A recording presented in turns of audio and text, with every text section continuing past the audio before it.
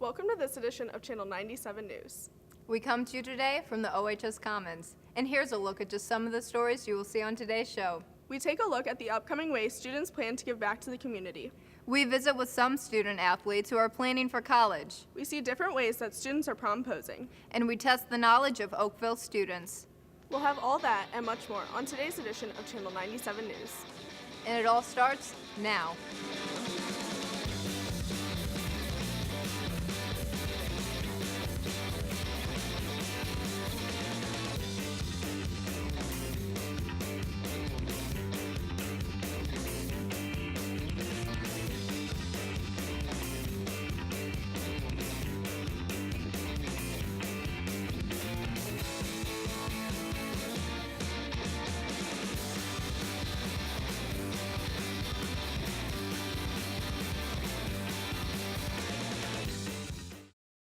Welcome back to Eyes on the Tigers, Channel 97 News. I'm Molly Kohler. And I'm Jackie Druppard.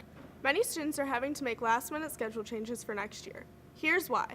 Next school year, we had to cut some courses or drop some course offerings because basically there's not enough student population here in our building in order to fill those classes. We stand to be around 1,600 or below for the next couple of years. So what that means is that you only have so many students who can request courses, and because we have such a wide variety of courses and options for people, it's just not enough choices to fill up. 3 classes were cut in the art department, 2 in English, 2 in FACS, 2 in science, 7 in tech ed, and 1 in drama. In addition to these cuts, 1 foreign language class and 1 science class will only be offered at Melville. Many have had to deal with these changes.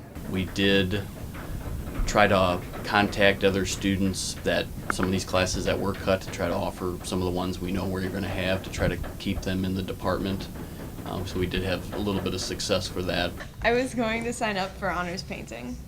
They cut the class, so I had to switch my schedule. I was signed up to take biomedical innovations, and then they originally cut it, and then now we're able to take it at Melville. I was really disappointed and upset. It was actually like the one class that I was most excited for. I'm glad that I'm able to go there to take it, and it's not much of A&P that will be missing, so it won't be that big of a deal. All classes will be offered again, and it's a good problem to have here with the amount of courses that you have, the electives and the choices. The problem is that at this point we have to have students to take those courses, and that's the student. With having 2,000 students, you're going to have a lot of other students who are going to be interested in those courses. So just because they're not run next year does not mean that they'll be dropped forever. With Molly Kohler and Jackie Druppard, I'm Mackenzie Monaco for Channel 97 News. Each year, Oakville gives back to its community.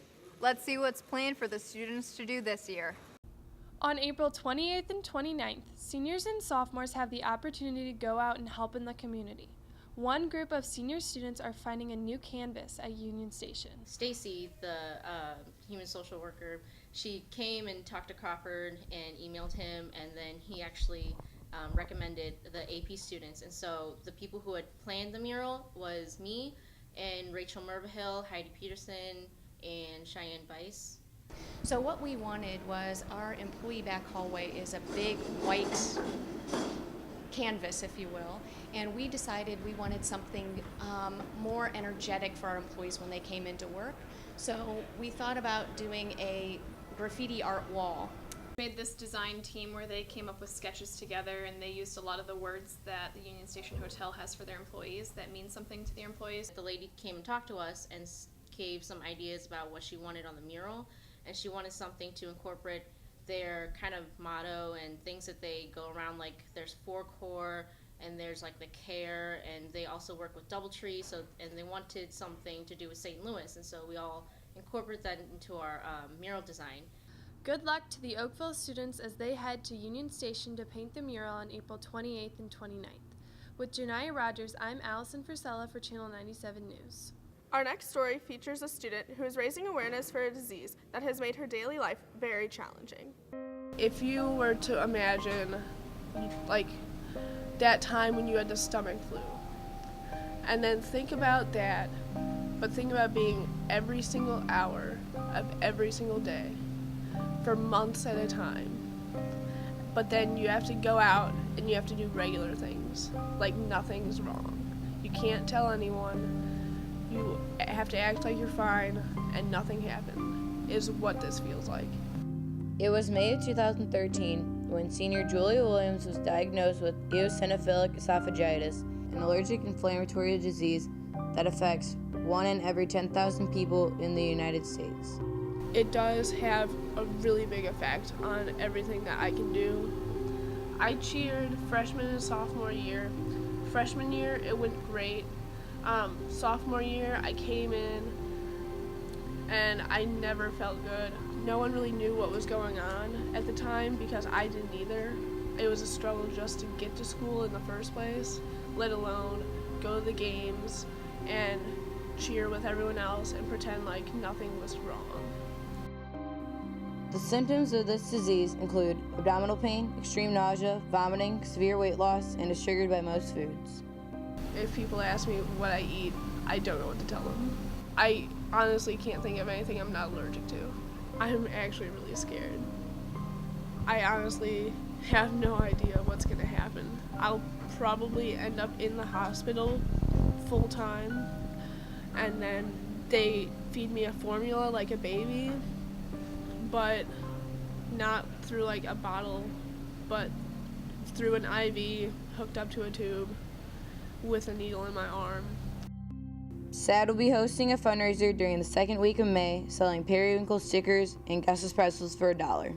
So I actually had Julia when she was a sophomore, which is when she got diagnosed. She came to me during A&P actually one day and said, hey, can we do a fundraiser, just because there's not a lot of funding for research because so few people have it. So she's been pretty involved in like what we've done. She's the one that told me about the periwinkle stickers, so I ordered them. The fundraiser, all proceeds go to the Cured Foundation. It's the only foundation that supports my disease at the moment. They're working towards a cure that's a definite cure, like you won't have it ever again type of cure. But right now there's only medicine to manage the symptoms. For more information, please go to thecuredfoundation.org. With Michaela Deacon and Sydney Hallett, I'm Marvel Togliatti for Channel 97 News. Hey Molly, are you planning on cheering in college? Yeah, I really want to cheer Mizzou. I've been working really hard. That's awesome. I hope you make the team. Thanks. There are a lot of talented athletes in Oakville. Yeah, I hear a lot of them are college bound. Here's the story. As the athletic director, and when I started, we didn't really do any type of honoring other than to say congratulations, you've made it. And a lot of coaches did that at their individual sports, but we really needed to look at it more from a school presentation. So it's just nice to say, hey, you're a student, you've been here for 4 years, you've put in your blood, sweat, and tears, whether it's here or somewhere else. We'd just like to say congratulations and good luck. It's actually very exciting. It's going to be a long ways away, but I'll get used to it, and playing sports will help me find new friends and get into a new routine. So Oakville's prepared me for college in a lot of ways. I've had a lot of great teachers and great classes that have prepared me, and I've had to learn how to manage my time and study skills that I'll use through college. Yeah, it's definitely taught me to manage your time well. Yeah, your free time isn't always actually free time. Sometimes, you want to go home and just sleep, but you got to get your homework done, and that's sometimes sacrifice that's a sacrifice you got to make. And sometimes instead of going out on a weeknight with your friends or going to eat, you sometimes got to sit back and do your work. Well, I think that the one thing that sports have taught me and teaches a lot of these kids is that, you really have to rely on yourself for a lot of things. And whether that's time management or, PKs or the last seconds of a game, that the play depends upon you. And it teaches a self-resilience that whether it be playing or not playing, that you can really do a lot of things on your own. And it's okay. You're going to screw some of those up and you're going to really master some of the other ones. So it's my advice, I guess, is know that you can always take care of yourself and hold your head up, throw your shoulders back, and get out there and make the next play, whether it's the play in your sport or the play in life. Just get out there and do it. With David Chopin, I'm Zach Ramelius for Channel 97 News. Many of these athletes have become very familiar with Gym A, the baseball field, and the football field. But what is the significance behind the names of these facilities? J.C. Schanzel, Bailey Volstecki, and Michaela Deacon have the story. Roger Estes, was the athletic director here at Oakville. And in fact, 1982 or so was when Estes had the stadium essentially built. The complex was built. This complex here, as we're looking at it, would not be here if it were not for Roger Estes. Roger Estes approached him about taking over the baseball program in 1983. It basically resurrected the program, the interest level. He won multiple district championships, went to 2 Final Fours. The number of people that come back to see him and the positive impact that he had on so many people's lives. And I just think in part the field being named after him was just to honor him for all the years of service and dedication to students and kids in this district, and in particular at Oakville. Coach Heitman, I know that Coach Heitman was very dedicated to coaching basketball as well as to his work in the guidance office. Coach Heitman and I were very, very close. He was almost like a second father to me, and I was fortunate enough when I went to Oakville to play for him 3 years on the varsity, and he was just a well-loved, well-respected man, and treated the kids, as if they were his own. If I had the chance to play for my dad and play for Coach Heitman again, I would do it in a heartbeat. It was just was a lot of fun and really enjoyed it. Mr. OHS was a huge success this year. Leadership raised nearly $3,000 for JDRF. At the end of the competition, Brad Kruger was crowned Mr. OHS. Oh my gosh, it feels amazing. Win or lose, we all came out there to have a great time, and no matter what, if I would have lost, it would have been so much fun regardless. Hey Molly, will you go with me to prom? That's it? That's how you're asking me? Well, what else are you going to be doing? Puzzles? You've got to be a little more creative than that. Let's see how other OHS students prom posed for this year's big dance. Will you go to prom with me? Yes. I have a question for someone. Hey, Jessica, can you go to prom with me? Choices. You can either do a really cool backflip and not go to prom with me, or you can go to prom with me. In a big bowl with a Katie. You're terribly beautiful. You're pretty smart like my David's in the speed. Love it, believe. You bet I can't wait. I hope you don't say no. It's a yeah. It'll be a great time. Just wait and see. All I gotta ask is, Katie Reed, will you go to prom with me? Ding.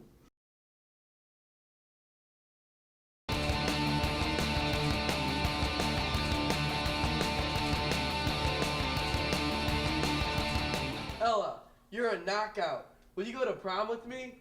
Sure! Yeah!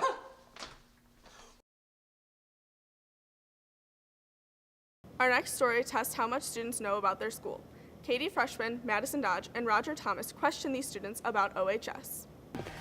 Nowhere to go, you have a representative from each grade, and I will pick a random trivia question about Oakville out of this bin. If you answer it correct, they get to stay in the game. If they get it wrong, a mysterious substance will be dumped on top of them. For the freshman representative, you have Jacob Kuyat. As your sophomore representative, you have Claire Butel. For your junior representative, you have Quentin Creighton. And for the senior representative, you have Carrie Noblet. Your question is, what was this year's homecoming theme? Under the big top. All right, have a seat. Who was this year's homecoming king and queen?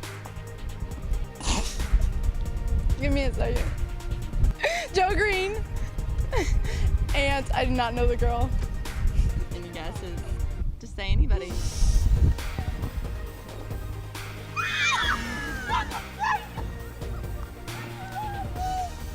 What is Mr. Bullington's summer job?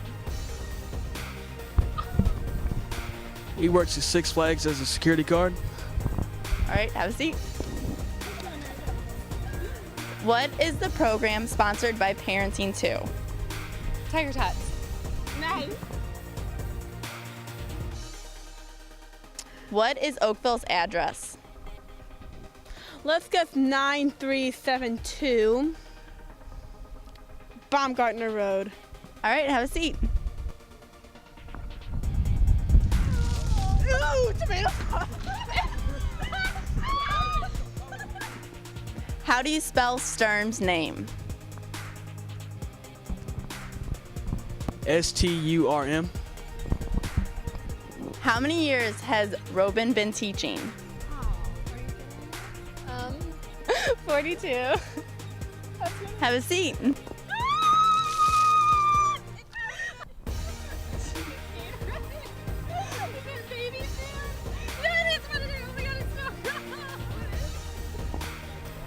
What does AMP stand for? What does the N stand for? You don't have shout out. Academic networking period. That's right.